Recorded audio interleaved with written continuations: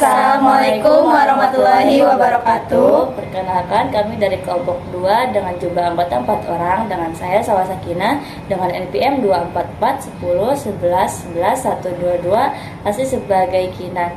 Perkenalkan, nama saya Amanda Kristatia Anjani dengan NPM 2441 011 11 046. Saya sebagai Dina.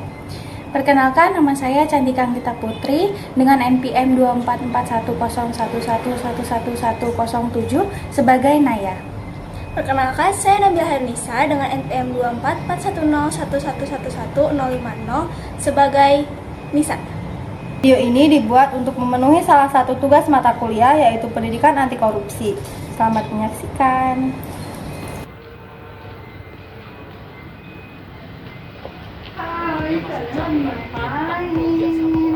Ini aku lagi nonton tentang Kaisang. Kenapa gitu?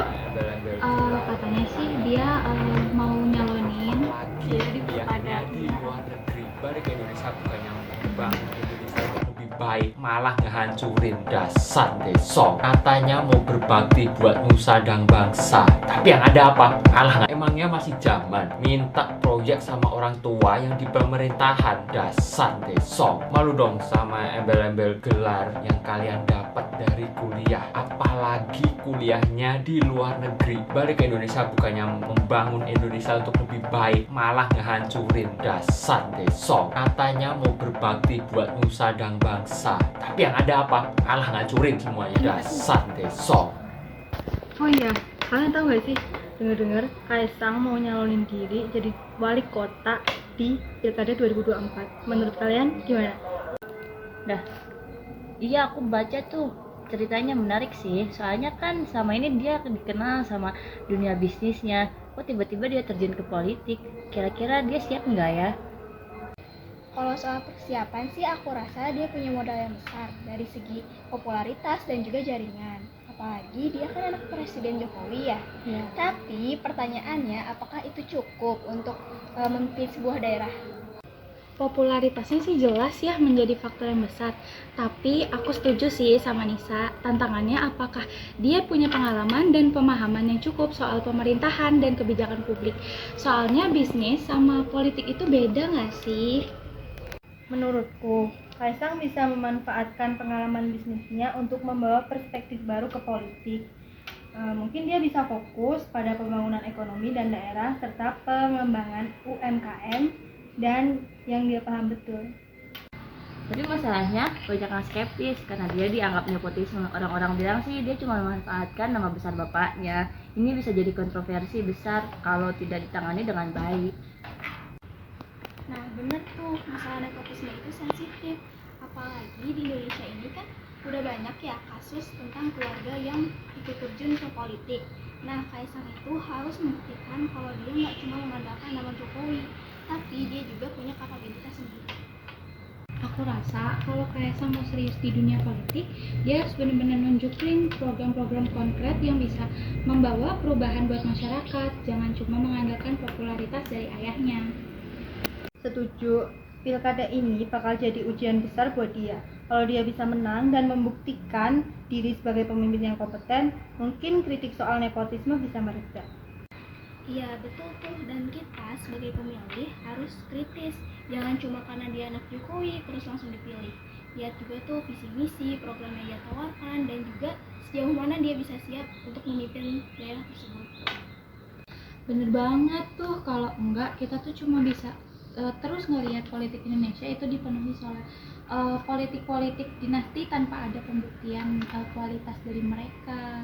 Jadi menurut kalian nih, peluang Kaisang untuk menang di pilkada ini gimana?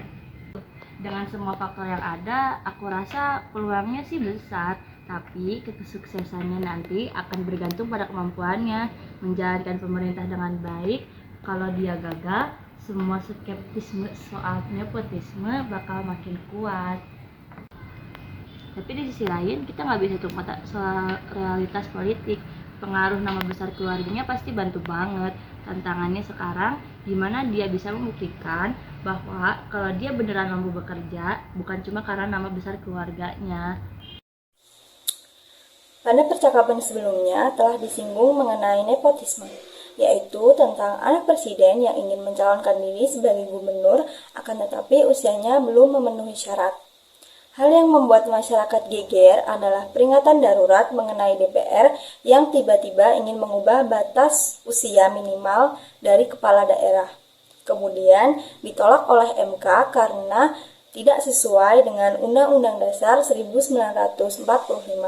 Tapi kemudian DPR mengusung atau mengajukan gugatan ke Mahkamah Agung. Padahal pada pasal 7 ayat 2 huruf E Undang-Undang Nomor 10 Tahun 2016 tentang Pilkada dikatakan bahwa calon gubernur dan wakil gubernur paling rendah itu usia 30 tahun dan aturan ini berlaku pada saat penetapan calon. Sedangkan DPR ingin aturan ini dirubah jadi usia 30 tahun pada saat pelantikan. Perlu kalian tahu, Mas Kaisang, anak dari Bapak Jokowi, berusia 29 tahun ini dan akan berulang tahun pada tanggal 25 Desember nanti. Sedangkan Pilkada akan dilaksanakan secara serentak pada tanggal 27 November 2024 dan pelantikan diperkirakan berlangsung pada Januari 2025. Hal inilah yang membuat masyarakat gusar karena kenapa sih selalu bertepatan dari mulai Pilpres dan Pilkada nanti, peraturan undang-undang ini dianggap menguntungkan politik dari keluarga Bapak Jokowi. Dari hal inilah, Nepotisme sendiri adalah praktik memberikan jabatan atau keuntungan kepada anggota keluarga atau kerabat dekat tanpa mempertimbangkan kualifikasi dan kompetensi mereka. Nepotisme juga berkaitan dengan korupsi. Meskipun nepotisme dan korupsi adalah dua hal yang berbeda, keduanya juga memiliki kaitan erat dan dapat saling memperkuat. Contohnya, nepotisme dapat menjadi pintu masuk bagi korupsi, dan korupsi dapat memperkuat nepotisme. Dari kejadian sebelumnya, ada beberapa poin yang bisa diangkat. Yang pertama, ada pattern yang familiar. Dengan adanya pola yang familiar dalam perubahan undang-undang, yaitu konstitusi negara dirusak untuk kepentingan segelintir orang. Pola ini bisa dikaitkan dengan praktik korupsi di mana kekuasaan dan pengaruh digunakan untuk mendapatkan keuntungan pribadi atau kelompok tertentu, tanpa mempertimbangkan kepentingan rakyat. Yang kedua, prioritas yang salah. Masih banyak kebijakan yang bisa diprioritaskan lebih dahulu seperti RUU mengenai kekerasan seksual dan penghapusan batas maksimal melamar kerja tidak dibahas secepat RUU Pilkada. Mengapa hal tersebut tidak diprioritaskan lebih dahulu dan lebih dicondong ke arah kepentingan pribadi atau kelompok tertentu daripada kepentingan umum. Yang ketiga, tugas perwakilan rakyat. Kami meyakini bahwa tugas perwakilan rakyat adalah melayani rakyat, namun sekarang rakyat justru berjuang untuk mendapatkan audiensi.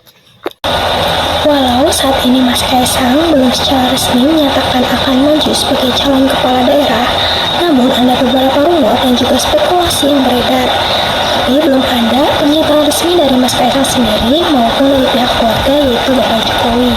Nah, ada beberapa faktor yang menunjukkan kemungkinan Kaisang akan maju, diantaranya adanya minat politik, dukungan keluarga, dan juga popularitas. Namun, ada juga beberapa faktor yang mungkin menghambat Mas Kaisang untuk maju, diantaranya adalah kurangnya pengalaman politik, kontroversi politik dinasti, dan juga prioritas karir. Dan pada akhirnya, keputusan apakah Kaisang akan maju sebagai calon kepala daerah atau tidak, itu ada di tangannya sendiri. Namun, penting untuk diingat bahwa politik adalah hal yang kompleks dan ada banyak sekali faktor yang perlu dipertimbangkan sebelum seseorang memutuskan untuk maju sebagai calon kepala daerah. Dalam video ini, kami memiliki tujuan untuk memenuhi tugas mata kuliah pendidikan anti korupsi sebagai pengganti UTS dan mengungkapkan kekhawatiran kami terhadap perubahan undang-undang pilkada yang terkesan terburu-buru dan syarat kepentingan. Kami memahami bahwa isu yang diangkat dalam video ini sensitif. Kami hanya ingin mengajak diskusi dan berbagi pemahaman agar masyarakat lebih kritis dan peduli terhadap pemerintah. Kami mohon maaf jika pembahasan ini menimbulkan ketidaknyamanan. Ingat, demokrasi adalah milik kita bersama. Mari kita jaga agar tidak ternodai oleh praktik-praktik yang merugikan rakyat. Sekian dari kami. Wassalamualaikum warahmatullahi wabarakatuh.